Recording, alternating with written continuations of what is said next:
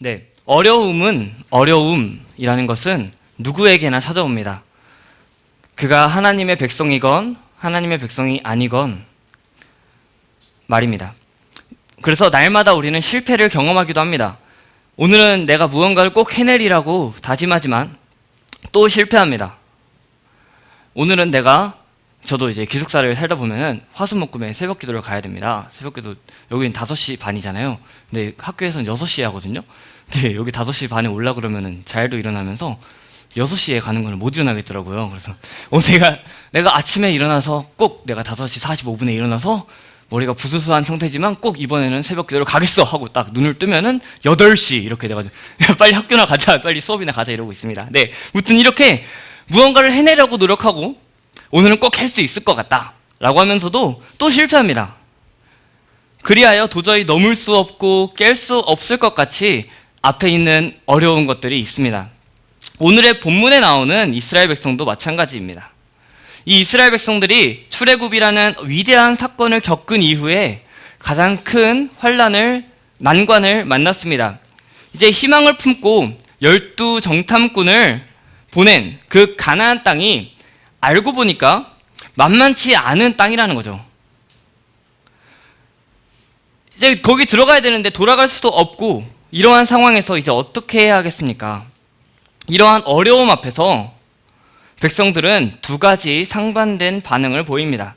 우리는 오늘 이 반응들을 살펴보면서 우리의 삶에서 겪는 어려움들, 특히 믿음의 삶을 살아가면서 겪는 이 앞에 어려운 부분들, 그런 것들에 대해서 우리는 어떻게 반응해야 할지 한번 생각해 보겠습니다. 먼저는 1절부터 5절까지 통곡하고 원망하는 이러한 백성들이 등장합니다.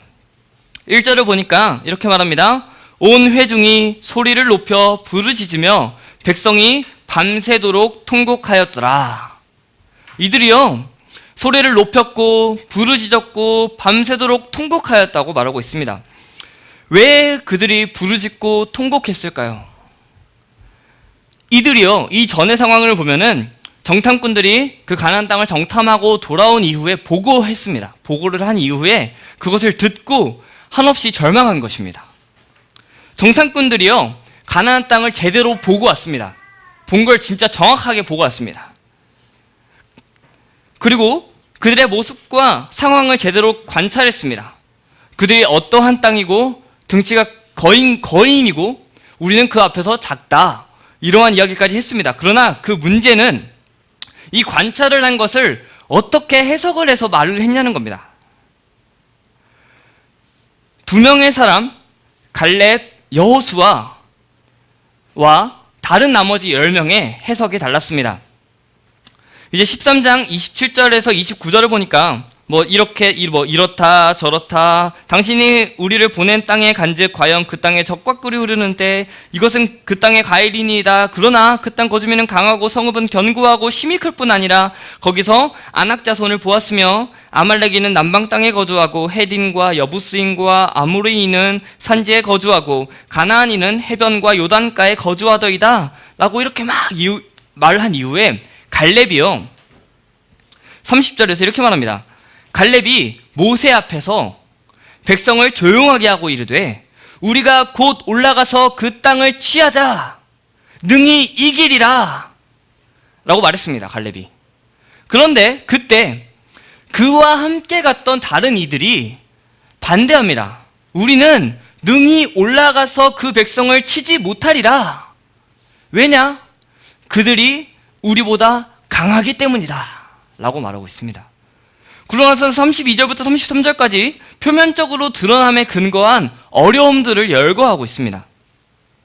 이렇게 말하죠. 이스라엘 자손 앞에서 그 정탐한 땅을 악평하여 이르되 우리가 두루다니며 정탐한 땅은 그 거주민을 삼키는 땅이요 거기서 본 모든 백성은 신장이 장대한 자들이며 거기서 네피림 후손인 아낙 자손의 거인들을 보았나니 우리는 스스로 보기에도 메뚜기 같으니 그들이 보기에도 그와 같았을 것이니라 라고 하면서 그 땅에 비해서 우리가 너무나도 작고 우리는 그들을 결코 칠 수 없을 것이라고 어려움에 대해서 말하고 있는 것입니다.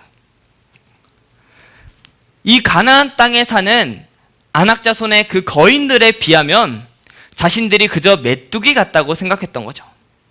더 이상 희망이 없다고 단정해버립니다. 그 결과 백성들이 1절에서 소리를 높이고 부르짖고 밤새도록 통곡합니다. 2절까지 보니까 원망까지 합니다. 여기서 원망은요, 그저 남 탓을 막 하는 것이 아니라 불평을 쏟아내면서 네가 이렇게 했으니 책임져라, 지금 이 상황이 무엇이냐, 책임져라까지 나가는 것입니다. 그러니까 지금 이스라엘 백성들은요, 그 이전에 10명의 정탐꾼의 이야기를 듣고 마음이 낙심해서 소리를 높이고 부르짖고 밤새도록 통곡하면서 모세와 아론에게 책임지라고 요구하면서 말하는 것입니다. 2절 3절에서 이렇게 말합니다. 우리가 애굽 땅에서 죽었거나 이 광야에서 죽었으면 좋았을 것을 어찌하여 여호와가 우리를 그 땅으로 인도하여 칼에 쓰러지게 하려 하는가? 그러니까 내가 지금 그 애굽 땅에 있을 때 죽었거나 지금 그냥 여기서 죽으면 좋을 텐데 왜 여호와가 우리를 그 가나안 땅으로 인도해서 그곳에서 칼에 쓰러지게 하려 하는가? 라고 하면서 원망하고 있는 것입니다. 또 계속해서 우리 처자가 사로잡히리니 차라리 애굽으로 돌아가는 것이 낫지 아니하랴 라고 불평을 막 쏟아냅니다. 이 내용의 핵심에는요, 하나님을 오해함이 들어있습니다. 그러니까 이들이 지금 두려움과 어려움 앞에서 하나님을 오해해서 계속 말을 퍼붓고 있는 것입니다. 그들은요, 하나님을 악하게 묘사합니다. 도리어 또한 하나님에 대한 잘못된 이해를 선포합니다. 그들이 직면한 두려움과 그들이 직면한 어려움 앞에서 철저히 인간적인 모습이 드러나는 거죠. 자신들의 머리 가운데 있던 그 기억들을 다 왜곡시켜버립니다. 그런데 사실 이와 유사한 불평이 출애굽기 14장 10절로부터 12절에도 등장합니다. 이 상황은요, 그런 거죠. 앞에는 홍해가 있고 뒤에는 애굽 군대들이 쫓아오는 그런 상황에서 차라리 그곳에서 사는 게 좋았겠다라고 하면서 막 불평했었습니다. 그때 모세는 그들에게 여호와께서 너희를 위해 싸우실 것이다 라고 말했고, 하나님께서 실제로 홍해를 가르시고 그 바닷물 가운데에 세계 최강의 바로의 군대를 몰살시키셨습니다. 그것을요, 이스라엘 백성들은 봤습니다. 그런데 그들이 지금 차라리 라는 말을 2번이나 사용하면서 여기서 죽는 것이 더 낫다고 말합니다. 심지어는 그 애굽 땅으로 다시 돌아가는 것이 낫다고 말하고 있는 것입니다.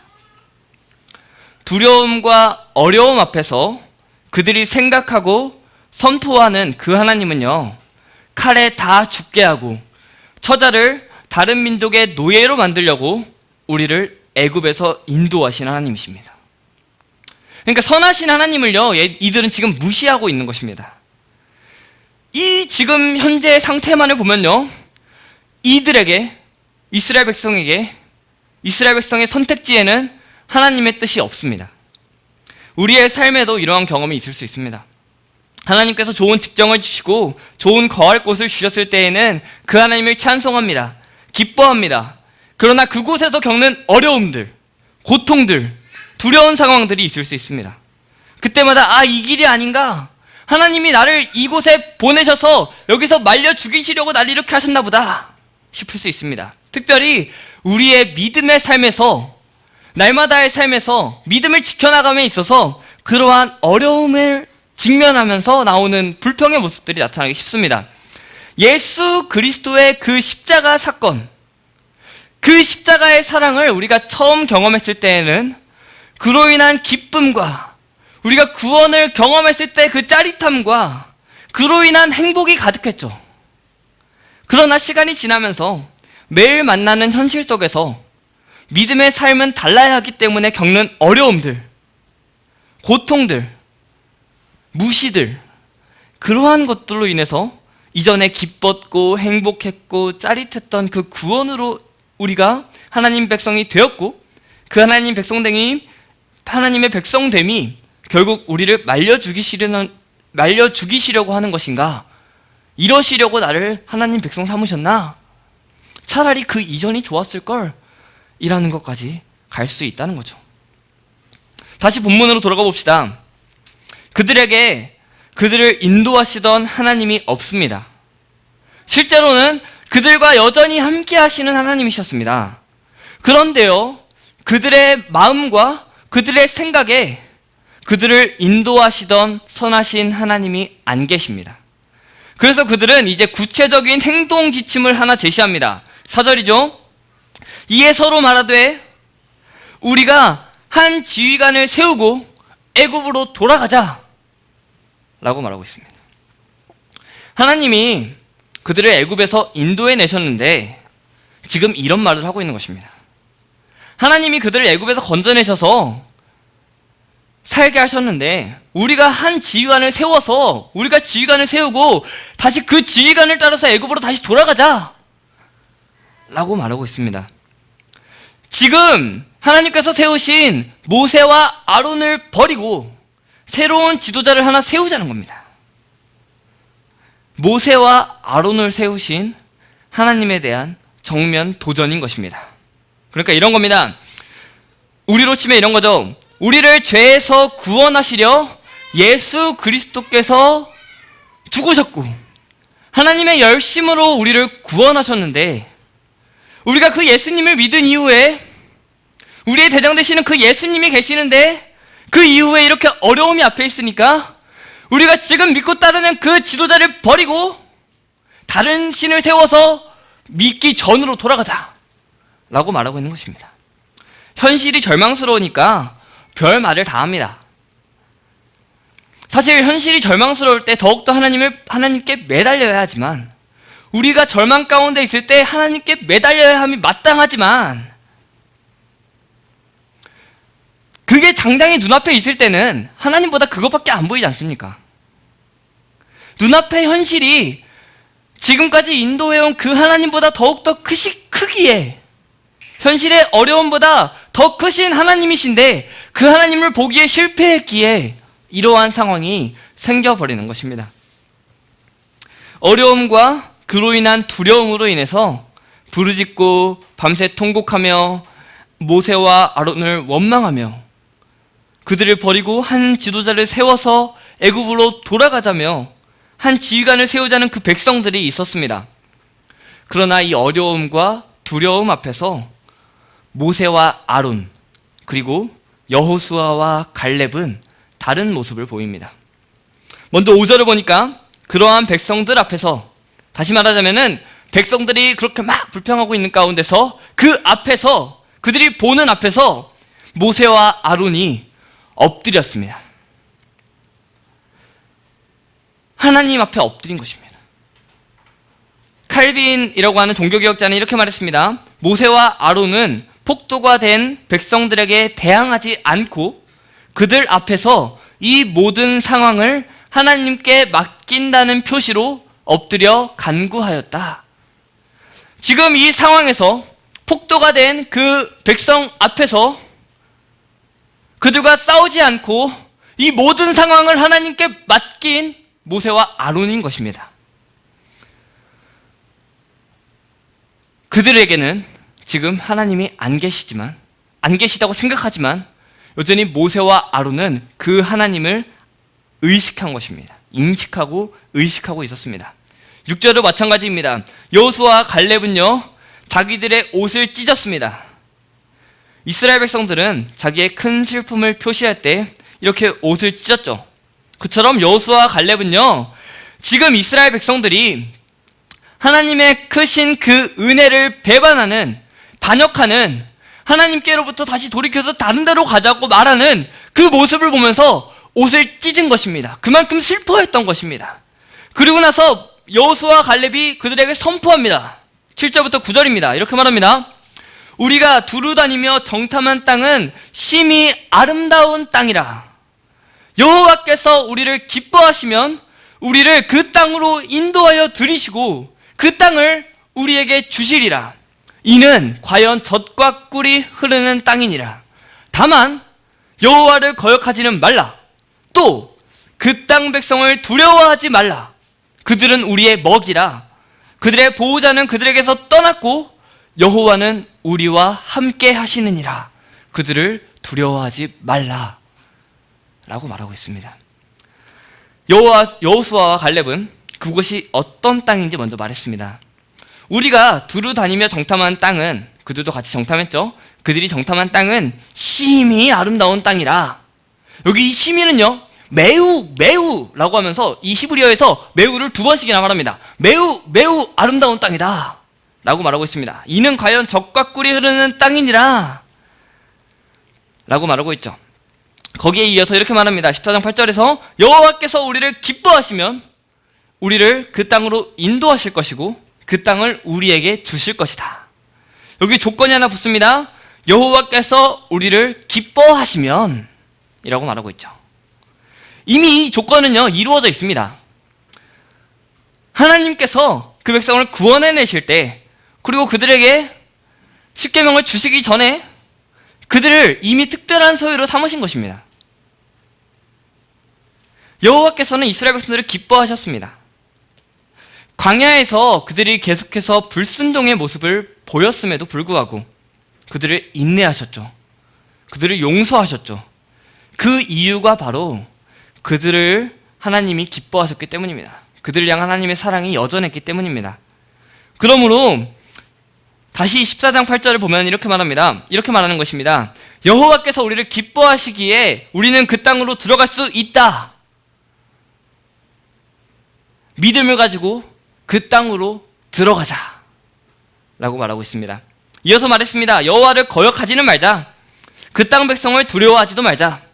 그들은 우리의 밥이다. 여기는 뭐라고 되어 있었죠? 먹이라 라고 되어 있죠. 네, 밥이다 이런 말입니다. 13장 33절에서도 정탐꾼은 이렇게 13장 33절에서 다른 정탐꾼은 이렇게 말했습니다.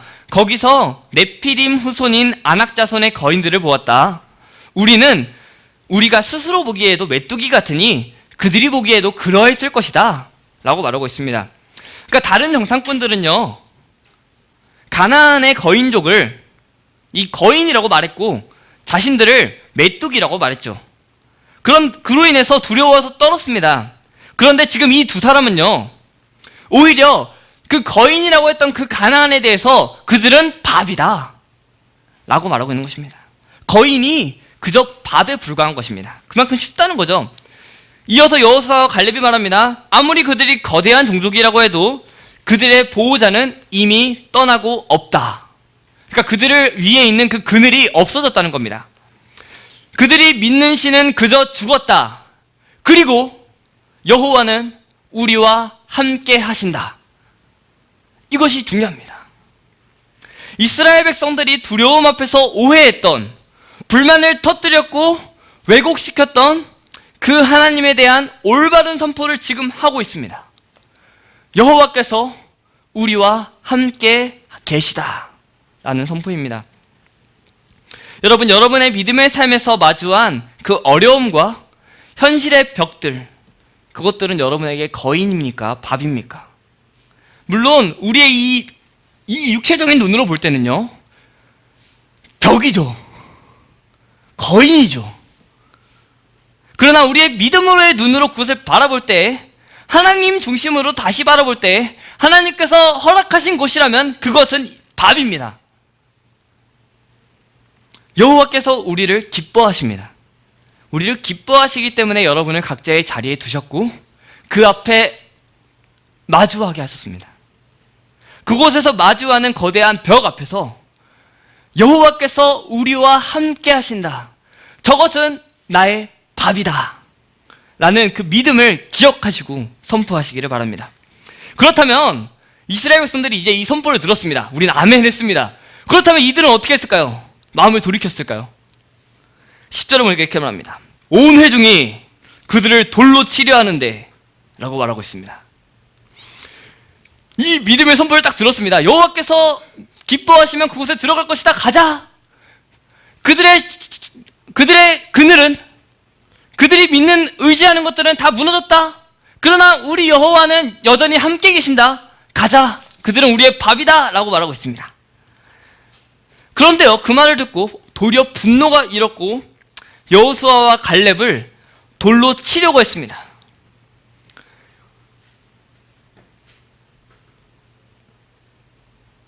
혹시 여러분도 그러하신가요?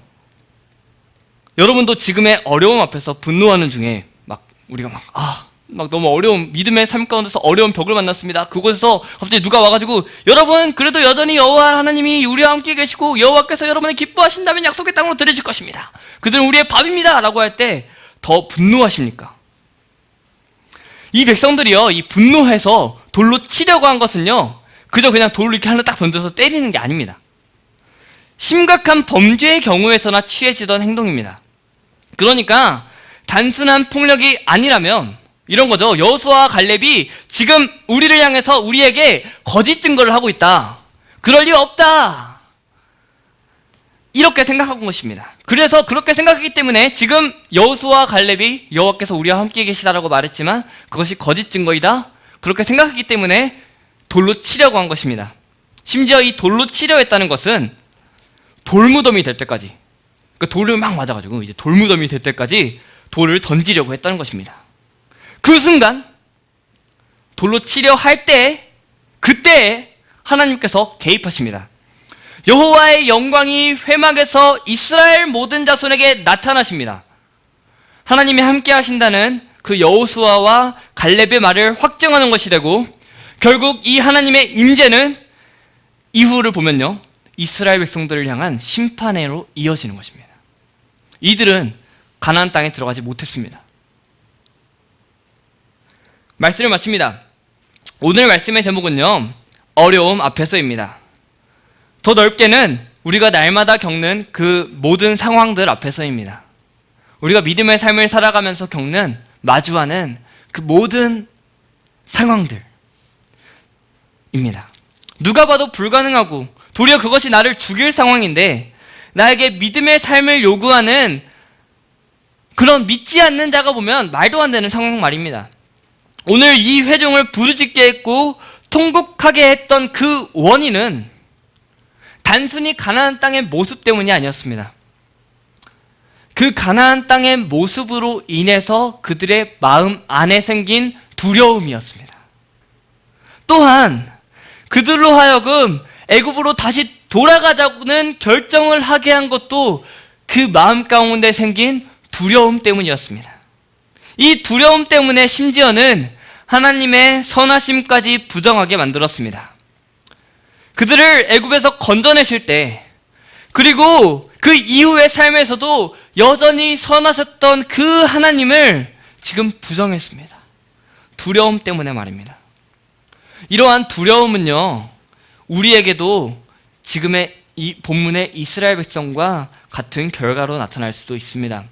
이 두려움이 우리의 생각을 마비시켜서 이전에 행하셨던 그 하나님의 신실하신 선하신 행위들을, 모든 행적들을 돌아보지도 못하게 하고 도리어 지금의 상황을 만드신 그 하나님께 불평만 늘어놓는, 차라리 나를 구원하시지 마시지, 차라리 나를 이곳에 두시지 마시지 라는 불신앙의 삶을 살게 하실 수도 있습니다. 할 수도 있습니다. 우리가 신앙을 고백하지 않습니까? 전능하사 천지를 만드신 하나님을 믿고 우리를 사랑하사 그의 피로 우리를 구원하시려 십자가에 죽기까지 하신 그 사랑을 베푸시는 하나님을 믿습니다. 그럼에도 우리는 종종 상황 앞에서 두려워서 불신앙을 보이진 않습니까? 그러한 우리의 삶이라면 여호수아와 갈렙이 한 말을 날마다 기억해야 합니다. 다만 여호와를 거역하지 말라. 또 그 땅 백성을 두려워하지 말라. 그들은 우리의 밥이다. 그들의 보호자는 그들에게서 떠났고 여호와는 우리와 함께 하시느니라. 그들을 두려워하지 말라. 우리의 두려움의 대상, 그 뒤에 있는 것을 보십시오. 두려움의 대상 그 뒤에는요, 아무것도 없습니다. 그러나 우리의 뒤에는 누가 계십니까? 영원하신 하나님 여호와, 온 천지 만물을 지으시고 구원하시고 계속하여 살게 하신 그 하나님이 계신 것입니다. 이 사실을 우리가 믿습니다. 그분을 바라보는 것이 신앙이죠. 그래서 우리가 찬양하듯 나의 등 뒤에서 나를 도우시는 주라고 찬양할 수 있는 것입니다. 우리의 평생에요, 우리가 날마다의 삶 가운데서요, 대적들은 사라지지 않을 것입니다. 현실의 문제도 여전할 수 있습니다. 현실의 문제에서 믿음의 삶을 살아가면서 겪는 어려움들이 하나가 해결되면은 다른 하나가 또 나에게 오고, 이것을 해결하면 또 다른 하나가 또 나에게 오고, 계속해서 우리는 괴로움 가운데 살 수 있습니다. 그러나 우리 그 가운데서 우리와 여전히 함께 하시는 그 하나님을 바라봅시다. 여호와 하나님이 저와 여러분 가운데 함께 하십니다. 여호수아와 갈렙에게는 여호와께서 함께 하시는 그 하나로 충분했습니다. 여호와께서 함께 하시기에 가나안 땅의 거인들은 아무것도 아니라는 것입니다. 여호와께서 그들을 기뻐하시기에 그 땅으로 인도하실 수 있다는 것입니다. 그 믿음으로 싸우는 전쟁의 모습이 바로 우리가 매일 성경에서 묵상하는 여호수아에 잘 나타나 있죠. 현실의 절망에 허덕이는 여러분, 오늘이 지나고 내일이 되면 다시 절망 가운데 놓일 여러분, 여호와께서 우리와 함께 하십니다. 그분이 지금까지 우리를 그분의 은혜로 살게 하셨고 앞으로도 그분의 은혜로만 살게 하실 것입니다. 또한 절망 가운데 허덕이는 자가 여러분 주변에 계십니까? 여호와께서 우리와 함께 하시듯 그들과 함께 해주십시오. 그들이 믿음을 놓지 않도록 함께 해주고 격려하며 위로하며 그들을 위해서 기도하며 그들과 함께 믿음의 삶을 살아가십시오. 우리를 기뻐하시는 그 하나님이요, 그러한 우리의 모습을 또한 기뻐하실 것입니다. 또한 믿음의 삶을 함께 살아가는 우리 가운데 행복이 가득할 줄 믿습니다.